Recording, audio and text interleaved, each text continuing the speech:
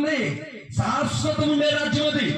చిరకాలము, కలకాలము, యుగ యుగాలు, యుగ యుగాలు, తరతరాలు ఉండే ఆ రాజ్యం.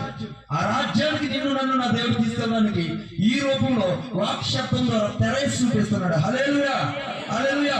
వింటున్న ప్రతి హృదయం తెరవబడును గాక. యేసునామ ఆ ప్రేమ తెలుసుకుందును గాక.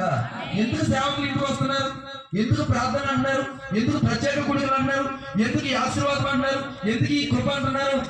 నువ్వు ఆ రాజ్యంలోకి వెళ్ళాలి. అందుకు కాబట్టి సేవకులు ఏం చేస్తున్నారండి? ప్రార్థనకు రండి, ప్రార్థనకు రండి, దేవుడు సువార్తకు రండి అని పిలుస్తున్నారు. మోషే చేతులు ఎవరు బలపరిచారండి?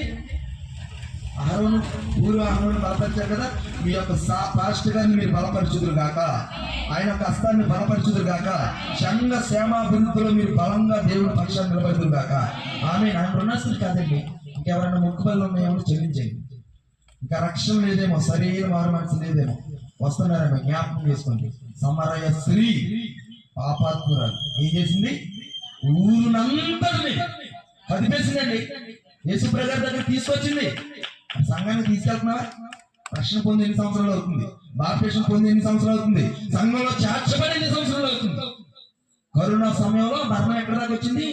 ఇంటి పక్కకు వచ్చి వెళ్ళిపోయింది కదండి. ఇంటి పక్కకు వచ్చి వెళ్ళిపోయింది కదా, మనకు రాలేదు కదా. ప్రభుత్వం ఈనాడో వెళ్ళిపోవాలి. నేనైనా నువ్వేనా?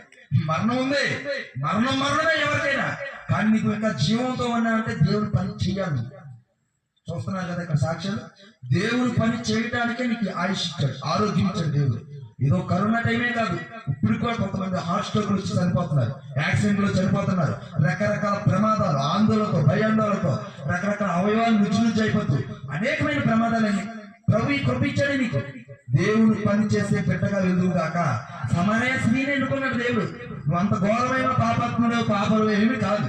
దేవునికి లోబడు, సంఘానికి వెళ్ళు, సేవకుని సహకరించు, సంఘ పరిచర్య నిమిత్తం నీ హస్తం చాపుదువు గాక.